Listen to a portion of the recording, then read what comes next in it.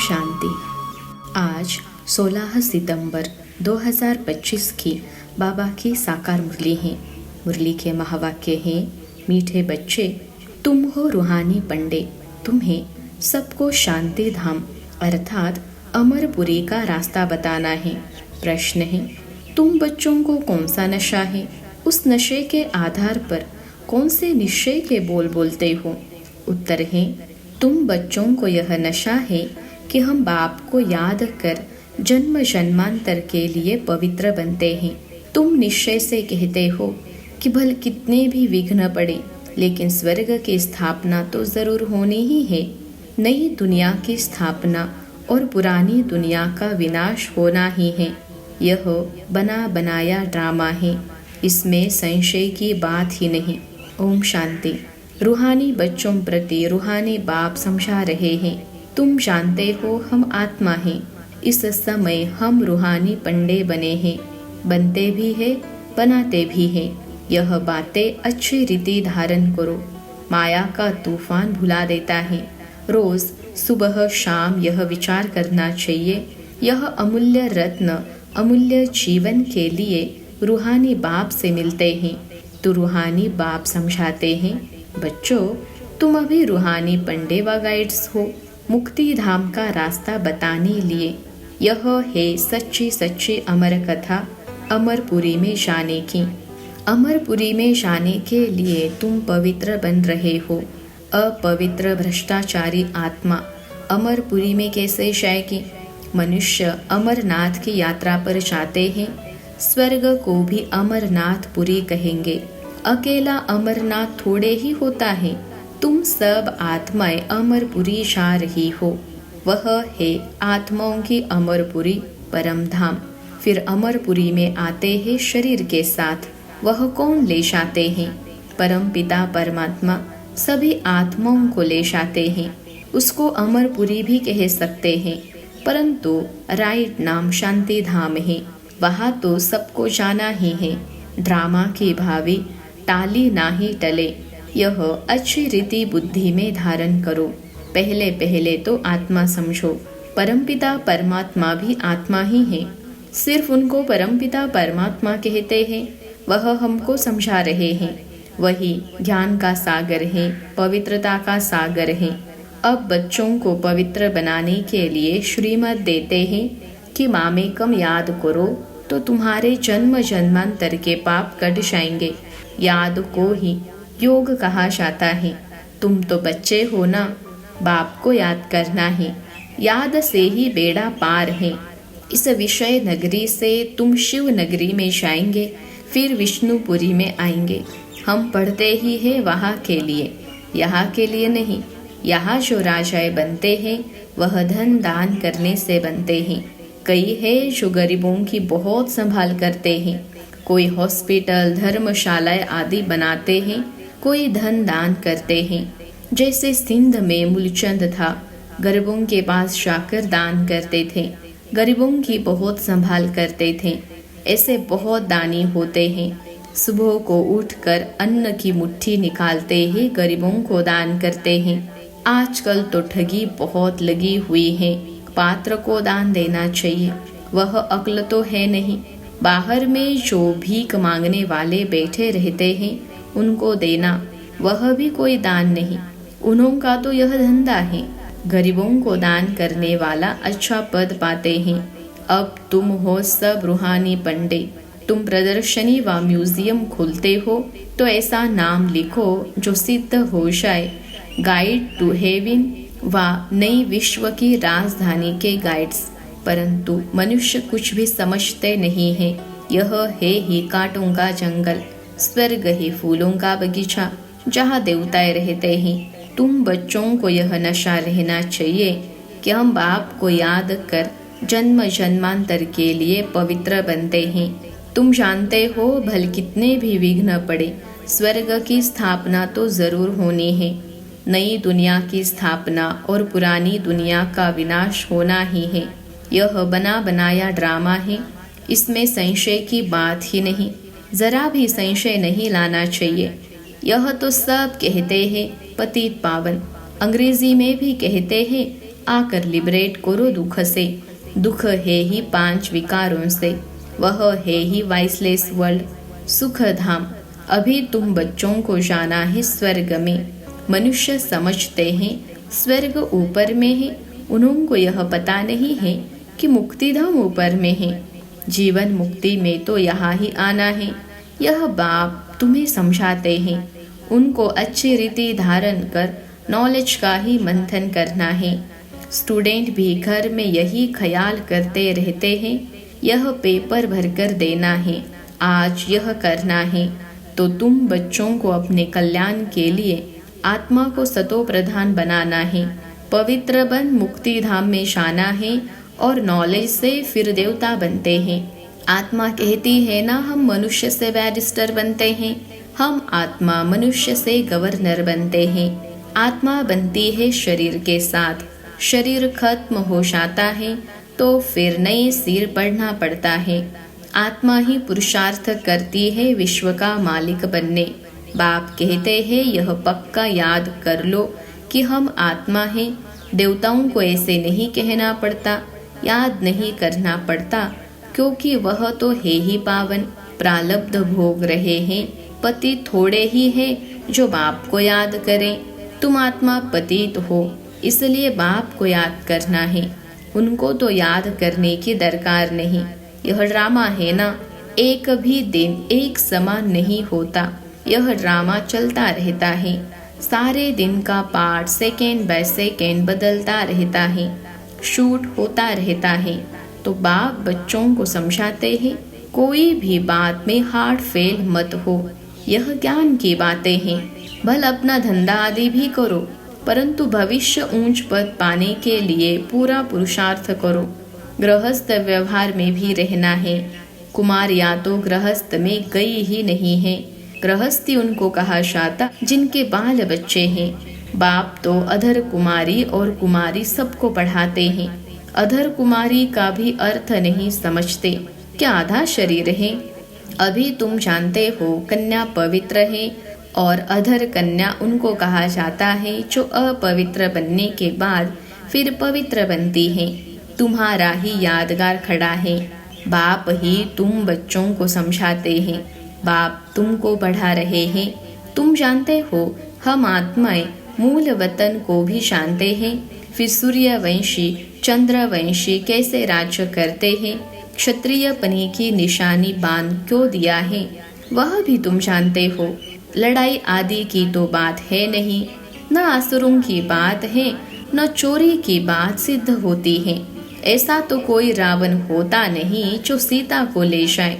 तो बाप समझाते हैं मीठे मीठे बच्चे, तुम समझते हो हम है हेवन के मुक्ति जीवन मुक्ति के पंडे, वह है जिस्मानी पंडे, हम है रूहानी पंडे, वह है कलयुगी ब्राह्मण।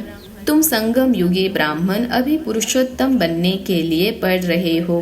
बाबा अनेक प्रकार से समझाते रहते हैं, फिर भी देह अभिमान में आने से भूल जाते हैं। मैं आत्मा हूँ, बाप का बच्चा हूँ, वह नशा नहीं रहता है।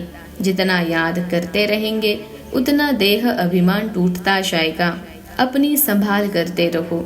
देखो हमारा देह अभिमान टूटा है, हम अभी जा रहे हैं, फिर हम विश्व के मालिक बनेंगे। हमारा पार्ट ही हीरो हीरोइन का है। हीरो हीरोइन नाम तब पड़ता है जब कोई विजय पाते हैं। तुम विजय पाते हो तब तुम्हारा हीरो हीरोइन का नाम पड़ता है। इस समय इनसे पहले नहीं था। हारने वाले को हीरो हीरोइन नहीं कहेंगे। तुम बच्चे जानते हो हम अभी जाकर हीरो हीरोइन बनते हैं। हमारा पार्ट ऊंचते ऊंच है। कौड़ी और हीरे का तो बहुत फर्क है। भल कितने भी लखपति व करोड़पति हो, परंतु तुम जानते हो यह सब विनाश हो जाएंगे। तुम आत्माएं धनवान बनती जाती हो, बाकी सब देवालय में जा रहे हैं। यह सब बातें धारण करनी है, निश्चय में रहना है। यहाँ नशा चढ़ता है, बाहर जाने से नशा उतर जाता है। यहाँ की बातें यहाँ रह जाती हैं। बाप कहते हैं बुद्धि में रहे। बाप हमको पढ़ा रहे हैं, जिस पढ़ाई से हम मनुष्य से देवता बन जाएंगे। इसमें तकलीफ की कोई बात नहीं। धंधे आदि से भी कुछ टाइम निकाल याद कर सकते हो। यह भी अपने लिए धंधा है ना। छुट्टी लेकर जाए बाबा को याद करो। यह कोई झूठ नहीं बोलते हैं। सारा दिन ऐसे ही थोड़े ही गवाना है। हम भविष्य का तो कुछ ख्याल करें। युक्तियाँ बहुत हैं। जितना हो सके टाइम निकाल बाप को याद करो। शरीर निर्वाह के लिए धंधा आदि भी भल करो। हम तुमको विश्व का मालिक बनने की बहुत अच्छी राय देते हैं। तुम बच्चे भी सबको राय देने वाले ठहरे। वजीर राय के लिए होते हैं ना। तुम एडवर्टाइजर हो।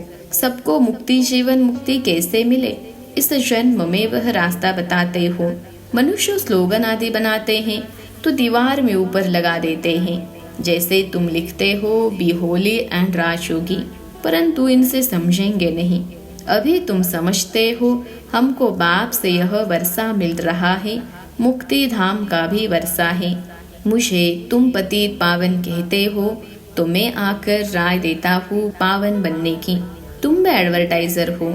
मुक्ति धाम में कोई भी जा नहीं सकते जब तक बाप एडवर्टाइज न करे, श्रीमत न दे।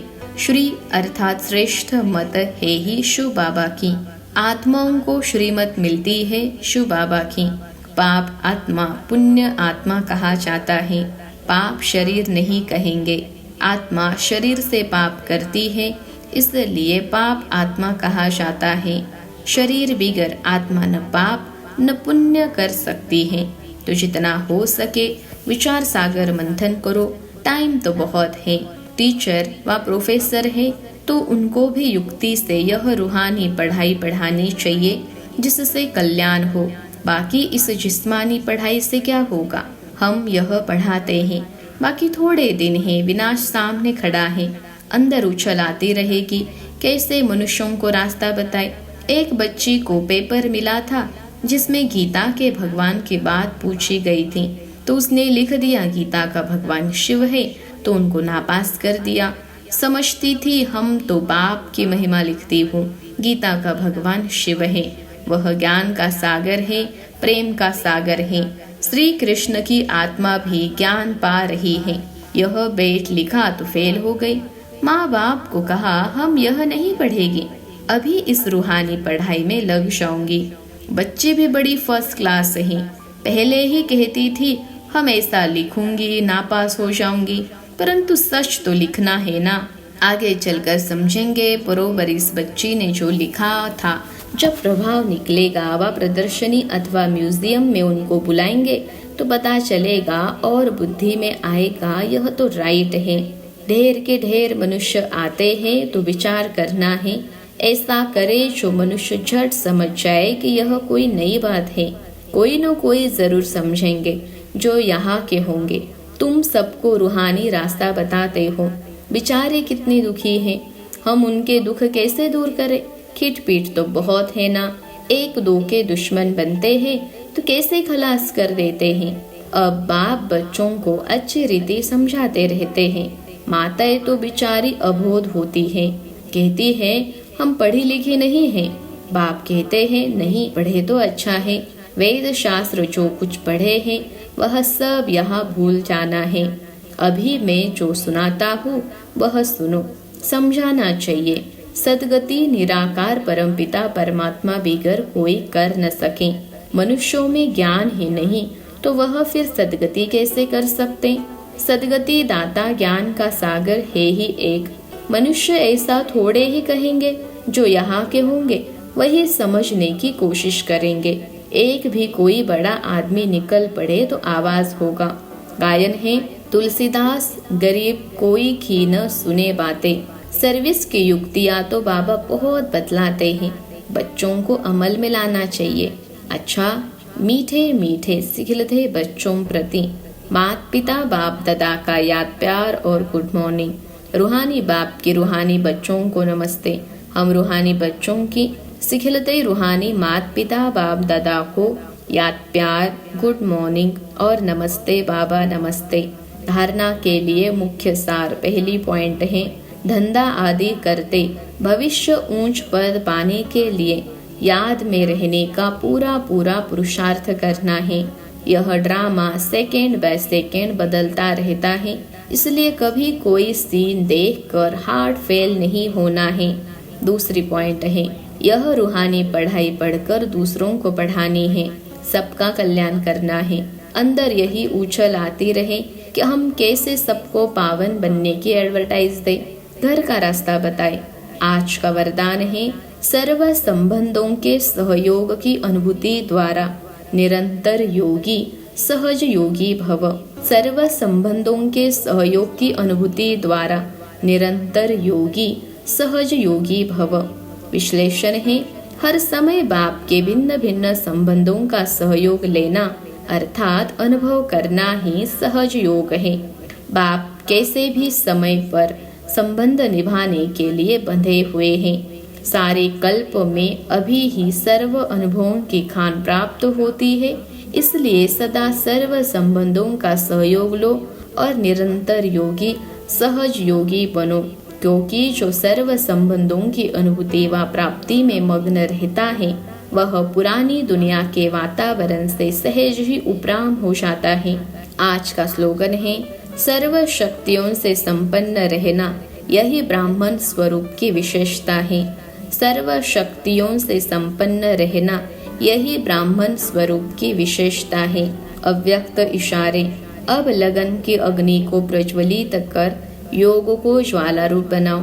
तपस्वी मूर्त का अर्थ है तपस्या द्वारा शांति के शक्ति की किरणें चारों ओर फैलाती हुई अनुभव में आए।